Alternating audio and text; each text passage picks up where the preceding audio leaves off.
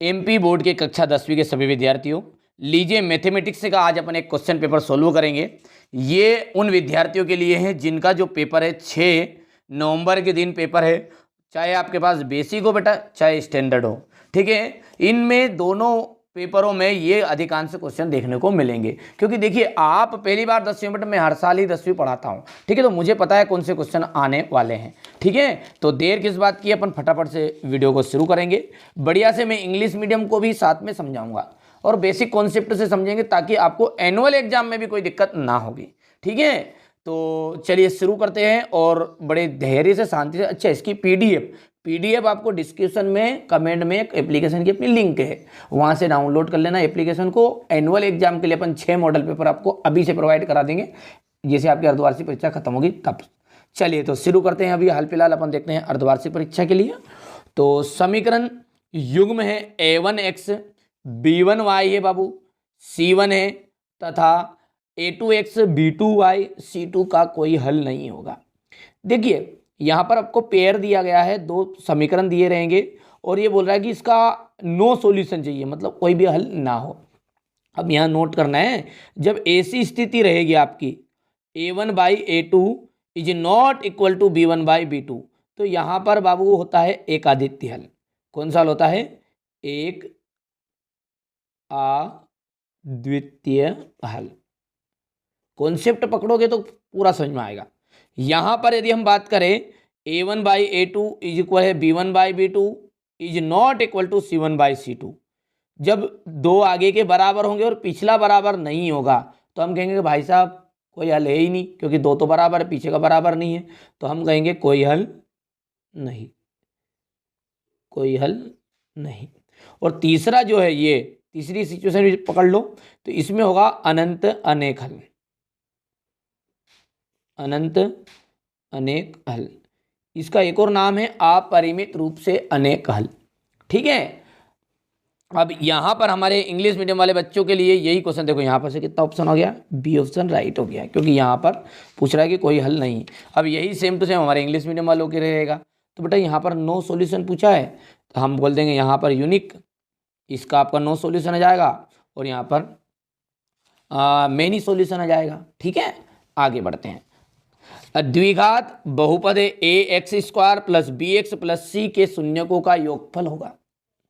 तो योगफल होता है अल्फा प्लस बीटा, योगफल होता है अल्फा प्लस बीटा, और इसकी वैल्यू होती है माइनस का b/a। और एक और नोट करना है आपको, गुणनफल मतलब होगा अल्फा इंटू बीटा, और इसकी वैल्यू होती है c/a। ये भी आपको ध्यान देना है, ठीक है। आगे बढ़ते हैं। संख्याओं 4 और 10 का एचसीएफ ज्ञात करना अपने को। किसका? 4 और 10 का क्या करना है? एचसीएफ ज्ञात करना। और एचसीएफ आपको पता है किस तरीके से निकलता है। यदि हम 4 को तोड़ेंगे तो आ जाएगा 2 की घात 2, 10 को तोड़ेंगे तो 2 गुणित 5 आ जाएगा।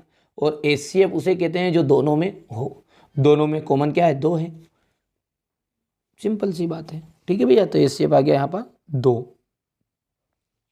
द्विघात समीकरण का मानक रूप है। द्विघात समीकरण मतलब जिसमें घात 2 हो, और x² plus bx plus c is equal to 0। यहाँ पर डी ऑप्शन राइट रहेगा। इसका सार्वंतर ज्ञात करना है, ये पी दी गई है इसका, और सार्वंतर होता है d is equal to formula इसका a2 माइनस a1। a2 क्या है? यहाँ पर दूसरा पद यानी 1, और पहला पद यानी कि 3, तो आंसर कितना जाएगा आपका? माइनस का 2, ठीक है। अब अगला क्वेश्चन क्या कह रहा है? बिंदु P ब्रैकेट में 2,5 की x अक्ष से दूरी, देखिए यहाँ पर पहला जो मान रहता है ना, वो रहता है आपका x का, और दूसरा जो मान होता है वो होता है y का मान। अब x अक्ष से दूरी अर्थात उल्टा बोलना है, यहाँ पर x अक्ष लिखा रहे, अर्थात किसका मान बोलना अपने को? अर्थात y का मान लिखना है। तो y का मान कौन सा है? y का मान तो 5 है। अब ठीक इसके विपरीत भी देता कभी कभी, कि पूछ दे कि y अक्ष से दूरी, तो y अक्ष से तो उसका उल्टा बोल दो, x का मान, तो 2 आ जाता फिर आंसर, ठीक है। चलिए आगे बढ़ते हैं। यहाँ पर इंग्लिश मीडियम वाले बच्चों का है, तो पेयर द इक्वेशन, ये तो पूरा कर ही दिया, अभी तो किया अपन ने, बी ऑप्शन राइट रहेगा। और sum of zeros of a quadratic polynomials a x square plus b x plus c is, देखिए सम ऑफ जीरो, सम यदि पूछेगा, सम है आपका माइनस का बी बटा ए, और प्रोडक्ट पूछेगा यानी गुणनफल, तो आ जाएगा सी बटा ए। तो यहाँ पर ये बात की फिल्म है। अच्छा, HCF of number 4 and 10 is now answer 2। The standard form of quadratic equation is, तो स्टैंडर्ड फॉर्म आपको लिखनी है क्वाड्रेटिक इक्वेशन की, तो जो कि आपकी है डी ऑप्शन वाली। देखिए थोड़ा बहुत आपको हिंदी मीडियम वालों के साथ समझा रहा हूँ, तो आपको थोड़ा सा बेटा नॉलेज ले लेना बस, बाकी समझा रहा हूँ इधर भी। The common difference of AP, तो इसका कॉमन डिफरेंस अभी मैंने बताया आपको कि क्या कॉमन डिफरेंस बताया, डी में से A2 माइनस A1, तो 1 में से 3 जाएगा तो माइनस का 2। और the distance of the point P bracket 2,5 from x axis is 2 की 7 की 5 की 3, तो यहाँ पर एक्स एक्सिस है इसलिए यहाँ पर अपने को क्या बोलना है, 100 वैल्यू ऑफ पता नहीं है वाई की, और ये वैल्यू ऑफ एक्स, तो वैल्यू ऑफ वाई कितनी है 5 है। खत्म, आगे बढ़ते हैं। कोशिश कर रहा हूँ बेटा है ना आपके लिए, इंग्लिश मीडियम वाले बच्चों के लिए भी कोशिश करता हूँ, वैसे हिंदी मीडियम को पढ़ाते हैं लेकिन देख लेंगे, सब याद है अपने को तो थोड़ा है ना। चलिए बेटे, बहुत साल हो गए कोचिंग पढ़ाते पढ़ाते ऑफलाइन, कोई दिक्कत नहीं है, आपको पढ़ाते समय ही लग रहा हो कि मेरे को नॉलेज है, सीधी सी बात है। मैं ये हर यूट्यूबर की तरह नहीं कहूँगा फेक है कि यहाँ पता चल रहा है, उसको कॉन्सेप्ट ही नहीं पता, ना दे ही जा रहा मिला के। और बेटा आप लोग की भी गलती हो यार, आप लोग उन लोगों को सपोर्ट जानता करते हो जो वास्तविक में फेक चीज़ें देते हैं आपको, ठीक है। क्वेश्चन पेपर फेक की बात नहीं कर रहा हूँ मैं, आपको बेसिक कॉन्सेप्ट जो पढ़ाते हैं ना उसका तो साथ आप देते ही नहीं हो। अब मैं पढ़ा रहा हूँ, मैं कोशिश कर रहा हूँ, देखना आप इसी वीडियो पे व्यू देखना आप, और फलाने ढिमके के व्यू पे देख लेना कितने आएंगे, पर आप सपोर्ट करोगे, आपके दोस्तों के साथ शेयर करोगे तो जानता पड़ेगा। चलिए आप रिक्त स्थान को समझते हैं। पहला क्वेश्चन पढ़ते हैं कि √2 जो है एक संख्या है, तो जो करनी 2 है ना, ये आपकी एक अपरिमेय संख्या, ध्यान देना है। करनी 2 आ जाए, करनी 3 आ जाए, √3 आ जाए, √4 आ जाए, ये सब जो अंडर में रहेगा वो क्या रहेगा आपका, एक तरह का इरेशनल नंबर रहेगा। तो इरेशनल नंबर तो लिखा हुआ है, ठीक है भैया।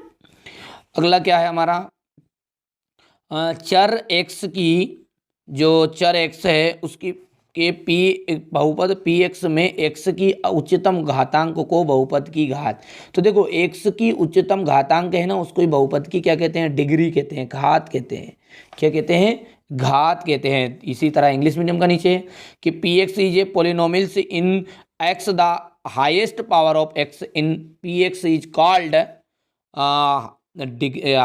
Degree of the polynomials. तो डिग्री तो अपन लिख देंगे यहाँ पर degree of the polynomials, polynomial. चलिए द्विघात समीकरण है आपका ax² plus bx plus c is equal to 0 को हल करने के लिए द्विघाती सूत्र को हल करने के लिए द्विघाती जो सूत्र है वो क्या है हमारा, x is equal to minus का b plus minus √b² minus 4ac upon 2a, ये इसका फॉर्मूला है, याद रहेगा। और सेम इंग्लिश मीडियम वालों के लिए रह जाएगा यहाँ पर कि x इज इक्वल टू, क्योंकि यहाँ पर देखो x है, यहाँ y रहता नहीं, ये तो अपन y इज इक्वल टू लिख देते हैं, तो क्या जाएगा माइनस का b plus minus √b² minus 4ac upon 2a। चलिए आगे है, सभी समरूप है, सभी त्रिभुज किस तरह के होते हैं, तो सभी जो होते हैं त्रिभुज जो होते हैं बेटा समरूप होते हैं। कैसे होते हैं, सभी त्रिभुज समरूप होते हैं, सभी समरूप त्रिभुज सभी समद्विबाहु त्रिभुज समरूप होते हैं। समबाहु त्रिभुज है बेटा, समबाहु त्रिभुज कैसे होते हैं, समरूप होते हैं। कैसे होते हैं, समरूप होंगे, ठीक है भैया। इसी तरीके से आपका अगला जो है वो देखते हैं क्या बोल रहा है, ठीक है। त्रिज्या r वाले वृत्त के लिए त्रिज्यखंड जिसका कोण अंशों में थीटा है के संगत चाप की लंबाई होती है। तो देखो चाप की लंबाई का फॉर्मूला है 2 पाई आर इंटू थीटा बटा 360 के। इसको ऐसा करके लिखते हैं थीटा बटा 360 इंटू 2 पाई आर। बाद बराबरी कैसे लिख दो दोनों में से एक तरह से कैसे कभी। ठीक है भैया, चलिए आगे बढ़ते हैं। सेमी इंग्लिश मीडियम का रहेगा यहाँ पर। ठीक है, यहाँ पर मैंने भर दिया इनको ये। और बेटा यहाँ पर ये क्वेश्चन ये जो 47 वाला है ना सवाल, ये इसका आंसर है आपका 26 है। ये भूल गया था मैं बताना, आपको समझाना। ठीक है, ये 26 यहाँ पर आंसर आ जाएगा, क्योंकि पदों की संख्या यहाँ पर फॉर्मूला लगा लेना आपको an equal to a plus n minus 1d, इससे सॉल्व कर लेंगे। चलिए आगे बढ़ते हैं। अब देखिए क्वेश्चन नंबर जो 3 है वो है सत्य असत्य।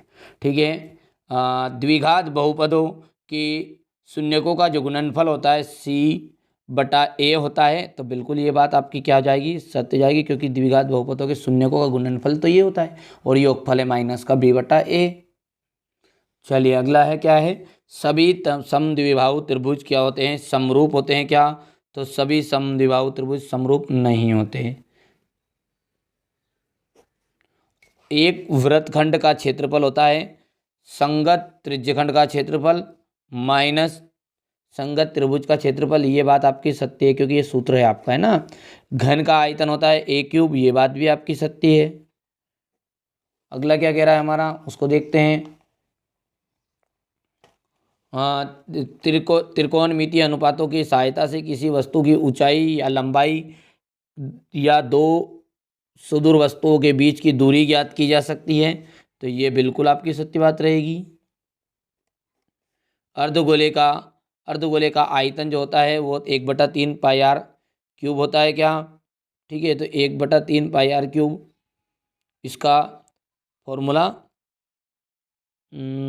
4/3 था, तो 4/3 का 1/3 नहीं होता, आधा होता है, तो इसलिए ये बात होगी आपकी असत्य। ठीक है, अब ट्रू फाल्स की बात करें तो यहाँ पर अपना पहला जो है, पहला आपका ट्रू रहेगा, दूसरा आपका फाल्स रहेगा, तीसरा जो रहेगा वो आपका ट्रू रहने वाला है, चौथा जो है वो ट्रू रहेगा, पांचवा आपका रहने वाला है ट्रू, छठा जो है वो आपका फाल्स रहेगा। कर लोगे भैया जी। चलिए अब जोड़ी देखते हैं। Sine square theta plus cos square theta is equal to 1। Cot A का जो वैल्यू होती है वो होती है आपकी कोट ए की सेक स्क्वायर। ठीक है, कोट ए की होती है सेक स्क्वायर माइनस 1 भी लिख सकते हैं अपन। और यहाँ पर जो कोट है उसका आ जाएगा कोस बटा साइन, क्योंकि यहाँ पर दूसरी वैल्यू है ही नहीं।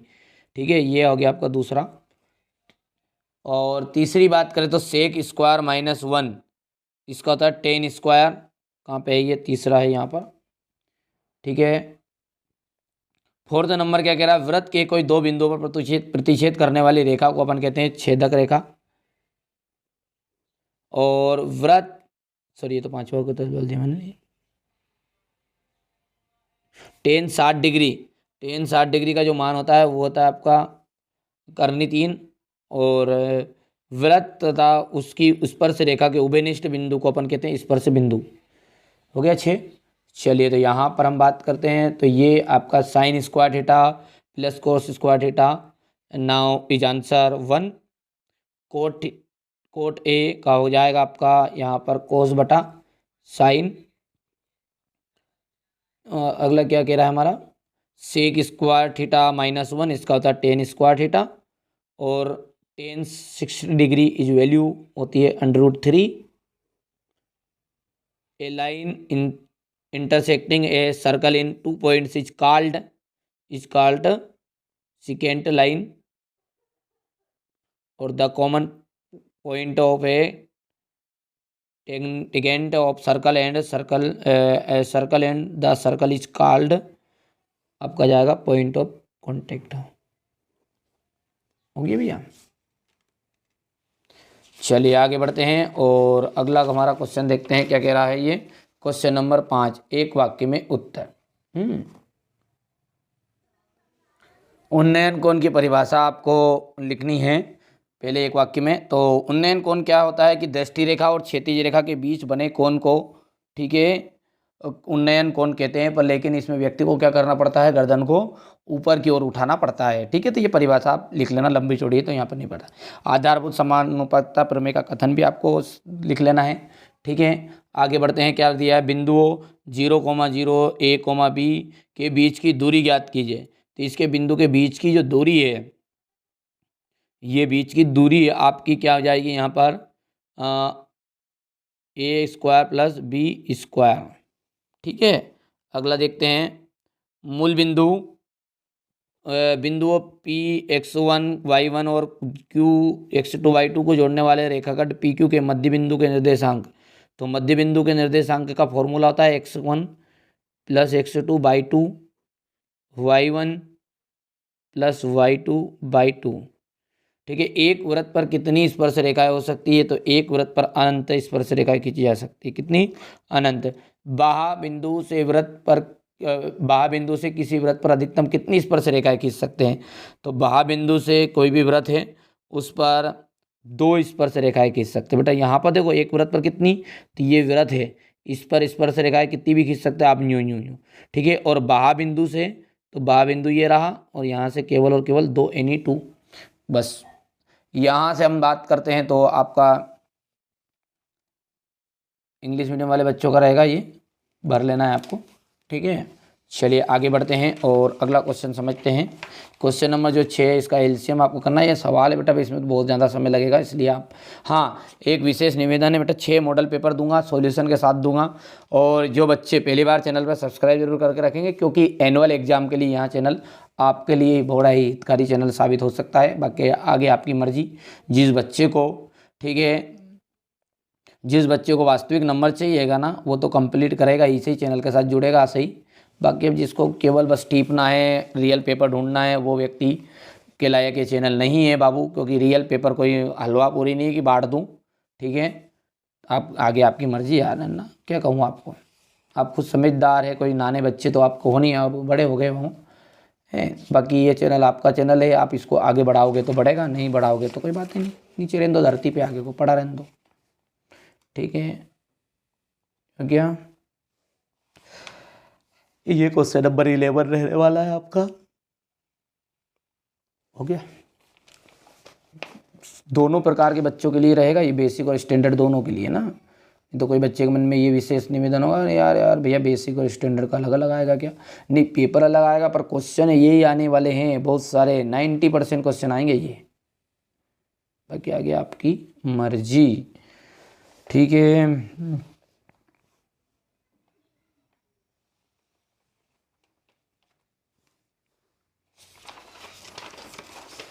यहाँ से देख सकते हैं आप क्वेश्चन नंबर 15, क्वेश्चन 16, क्वेश्चन 16 के बाद में ये रहेगा आपका, हो गया। ये रहा आपका सामने,